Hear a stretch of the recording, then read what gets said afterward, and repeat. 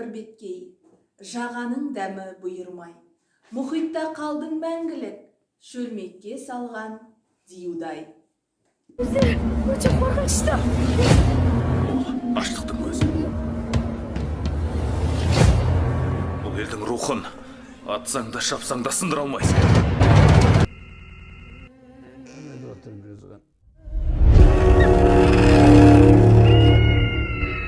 Қайсар рухтар, қай қазақ жайлы сөз болмақ. Қалам мен қапасты байланыстыруға болама. Түрмеде отырудан дүние жүзінде рекорд орнатқан жазушы кім, білгіңіз келе ме? Аталған сұрақтардың жауабын менімен бірге іздеңіздер. Сіздермен бірге мен, Әйгерім Дәулетиярқызы. Сыз, соққы, жала, дерт, мықты рух, жаншылмаған намыс, от кеуде, түрме, тар қапас. Міне жазушы Қажығұмар Шабданұлының ғұмырының 40 жылын өткізген тас бесік осындай. Алайда Бұл елдің рухын атсаң да шапсаң да сындыра алмайсың. деген қағиданы ұстанған жазушы абақтыда ақ пен қараның тартысында ақты, жақсы мен жаманның арпалысынан жақсыны, ақыл мен жүректің төңкерісінен жүректі, әділдік пен әділетсіздік арасынан әділдікті, ашу мен сабыр жұлқынғанда сабырды, ыза мен төзім қиылысынан төзімді, қарғыс пен қалам шиеленісінен қаламды таңдаған, абақты мен роман арасында үйлесім тапқан қайсар рухты қазақ Қажығұмар Шабданұлы. Көзі өте қорқынышты.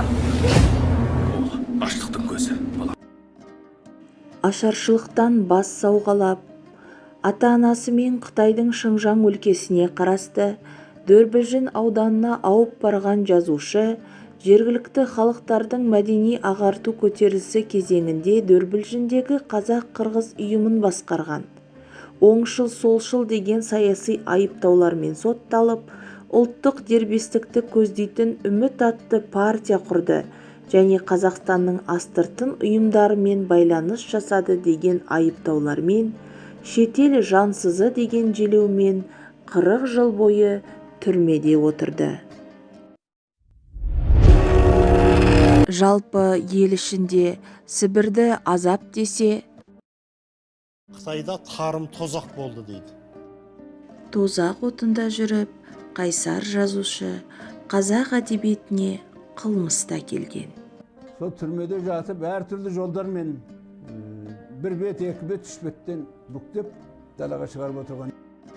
Бірінші том Қазақстандағы аштық, зұлмат. Екінші томы шекараның ар жағындағы қазақ осы жақтан ауып барған ағайынның қалай сіңгені, қалай өмір сүргені, олардың жанкештілігі, ұйымшылдығы. Үшінші томында Шыңжаңдағы қазақтардың ұлттық көтерілісі. Ал төртінші томында Шыңжаңға қызыл үкіметтің келуі. Бесінші томда Шыңжаңдағы бүкіл Қытайдағы осы жақтағы жаңағы 28 жылдар секілді конфискация, сілдір ұстау. Алтыншы томы Қытайда жүргізілген Егер қылмыс әлемдік басқа тілге аударылса, ол әлем бір кездегі қазақтың тағдыры қалай болғанын түсінетін болар еді. Біз қазақ өзгеден бірінші түрмеге отырудан рекорд орнатыппыз.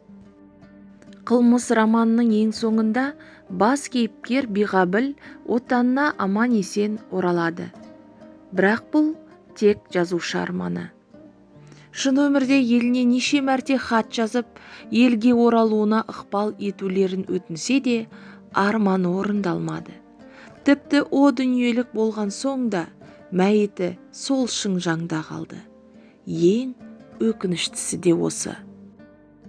Осындай өр қазаққа туған жерінен бір уыс топырақ бұйыртпай сорлатқан жақсыларымыздың бойындағы рух қайда қалды?